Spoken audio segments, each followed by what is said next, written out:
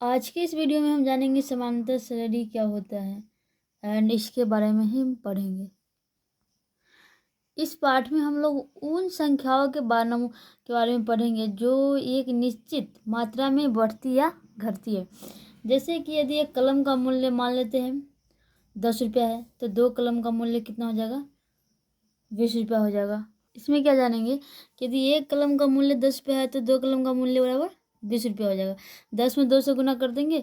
फिर उसी प्रकार से 3 कलम का मूल्य बराबर 3 × 10 बराबर 30 रुपया। फिर 4 कलम का मूल्य बराबर 4 × 10 40 रुपया हो जाएगा। ठीक है, तो हम यहाँ पर प्रत्येक स्थिति में जानते हैं कि 10-10 रुपया क्या हो रहा है, वृद्धि हो रहा है। जैसे कि 2 कलम के मूल्य 20 रुपया, फिर उसके बाद 3 कलम में 10 रुपया बढ़ के 30 हो गया, फिर 4 में 10 बढ़ के 40 हो गया। तो 10-10 क्या होते जा रहा है, बढ़ते ही जा रहा है। तो इस प्रकार के स्थिति के अध्ययन के लिए हम लोग एक अवधारणा का विकास किया है जिसे हम लोग समानांतर श्रेणी कहते हैं। ठीक है, तो इसमें सबसे पहले हम जानेंगे कि अनुक्रम क्या होता है। ठीक है, तो अनुक्रम का डिफिनीशन क्या है, संख्याओं का वह समूह जो एक निश्चित नियम के अनुसार निश्चित क्रम में हो, एक अनुक्रम कहलाता है। ठीक है, तो यहाँ पर क्या है कि अनुक्रम क्या बोल रहा है कि एक समूह निश्चित क्रम में हो। ठीक है, तो यहाँ देखो 2 दूना 4 और फिर 2 2 2 2 क्या हो रहा है, बढ़ते जा रहा है। जैसे कि 2 में 2 जोड़ दिए तो 4 हो गया, 4 में फिर 2 6, 6 में 2 जोड़े तो 8। तो ये क्या है कि निश्चित क्रम में आगे बढ़ते जा रहा है एंड ये सभी प्राकृतिक संख्याओं के लिए 2n होगा। जैसे कि अगर मान लेते हैं 2n, तो n बराबर क्या है 1 2 3 4 ये सब मान लेते हैं। तो यहाँ पर क्या करेंगे, यदि हम 1 रखते हैं तो 2 प्राप्त होता है, फिर 2 रखेंगे तो 4 प्राप्त होगा, फिर 3 रखेंगे तो 6 प्राप्त होगा। इसलिए ये क्या है कि एक निश्चित क्रम के अनुसार बढ़ते जा रहा है। ठीक है, तो ये हो गया हमारा अनुक्रम। ठीक है, दूसरा तरीका है कि अनुक्रम के nवें पद में लिखा जा सकता है, nवां पद में लिखा जा सकता है। जैसे यदि मान लेते हैं कि Tn बराबर 2n + 5 है। ठीक है, एंड जहाँ n बराबर 1 2 3 4 5 है इत्यादि। ठीक है, तो यहाँ पर क्या करेंगे कि T1 बराबर T1 यानी कि पहले 1 रखने पर T1 बराबर +5, तो 2 में 1 से गुना करेंगे तो 2 रह जाएगा एंड 5 जो क्या आ गया, हमको पहले 7 आ गया। अब हम करेंगे T2 बराबर, तो फिर n की जगह पर 2 रख दिए क्योंकि यहाँ पर n है ना, तो n का ही मान रख ले। एक बार 1 रखे और फिर अब 2 रख रहे +5, तो 2 दूना 4 और +5 कितना हो गया, 9 हो गया। ठीक है, अब फिर करेंगे T3 बराबर 3 दूना 6 एंड प्लस में 5 है तो 11 आ गया। तो यहाँ पर हम देख रहे हैं कि एक निश्चित क्रम के अनुसार 2 2 की इन समय वृद्धि हो रहा है। जैसे कि यहाँ 7 था तो फिर यहाँ 7 में 2 बढ़ा तो 9 हो गया, 9 में 2 जोड़े तो फिर 11 हो गया। इस प्रकार से हम फिर से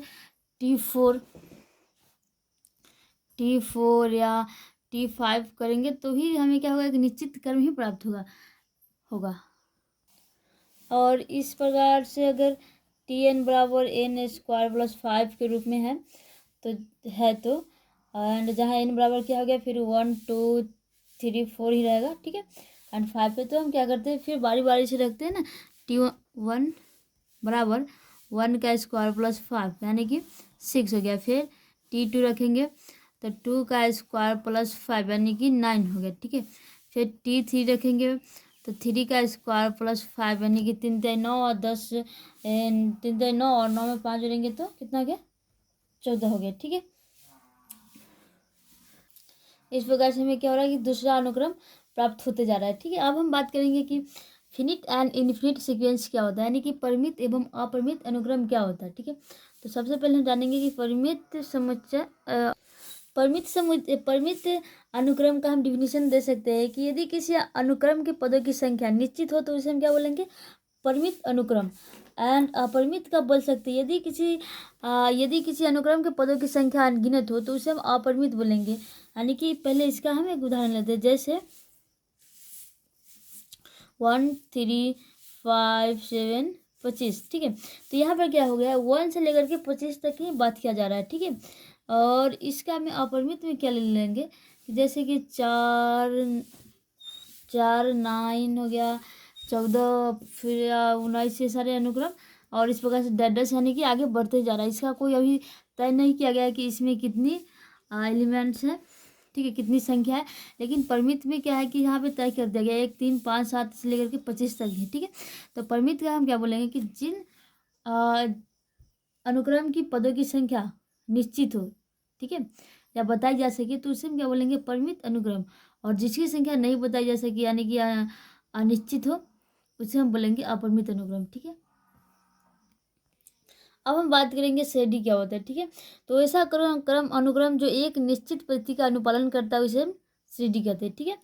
अब इन एक निश्चित पद्धति का डिफिनिट पैटर्न का पालन करती है तो इसे हम श्रेणी कहते हैं। श्रेणियाँ जो होती है ना 3 प्रकार की होती है। पहला आ जाता है समानांतर श्रेणी, दूसरा गुणोत्तर श्रेणी, तीसरा आ जाता है हरात्मक श्रेणी, ठीक है। तो सबसे पहले हम जानेंगे कि इसमें समानांतर श्रेणी क्या होता है। तो समानांतर श्रेणी का डिफिनेशन क्या होता है कि एक ऐसा अनुक्रम जिसमें प्रत्येक पद में अपने पिछले पद में एक निश्चित संख्या जुड़ने पर प्राप्त होता है। जैसे कि यहाँ पर एक उदाहरण ले चुके हैं 7 10 13 16 19। तो इसमें क्या होता है कि 7 में हम 3 जोड़े तो 10 प्राप्त हुआ, फिर 10 में 3 13, 10 13 में 3 16, और 16 में 9 3 जोड़े तो 19 प्राप्त हो गया। और फिर अगर हम 19 में 3 जोड़ेंगे तो कितना होगा प्राप्त, 22 हो जाएगी।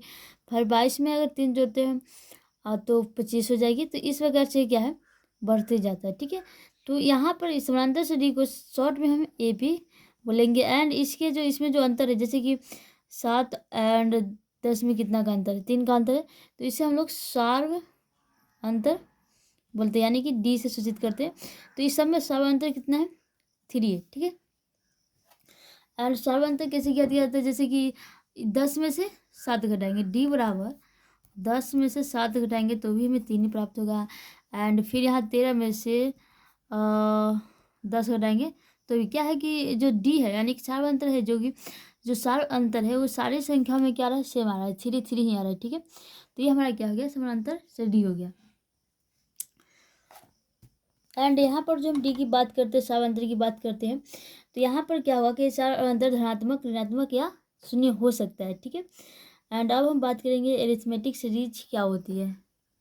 एरिथमेटिक सीरीज किसे बोलते हैं, यानी किसी समानांतर श्रेणी के पदों को धन या ऋण चिन्ह द्वारा संबंधित करने पर जो हमें श्रेणी प्राप्त होता है ना, उसे हम एरिथमेटिक सीरीज ही कहते हैं। जैसे कि अगर 1 + 5 + 9 + 13, ठीक है, प्लस प्लस से बढ़ते जा रहा है, तो ये हमारा क्या हो गया, अरिथमेटिक सीरीज हो गया। देखो यहाँ पर क्या है कि हर बार 4 ही जुड़ता है। जैसे कि 1 में 4 जोड़े तो क्या गया 5, 5 में 4 जोड़ेंगे तो 9, 9 में 4 जोड़ेंगे तो 13।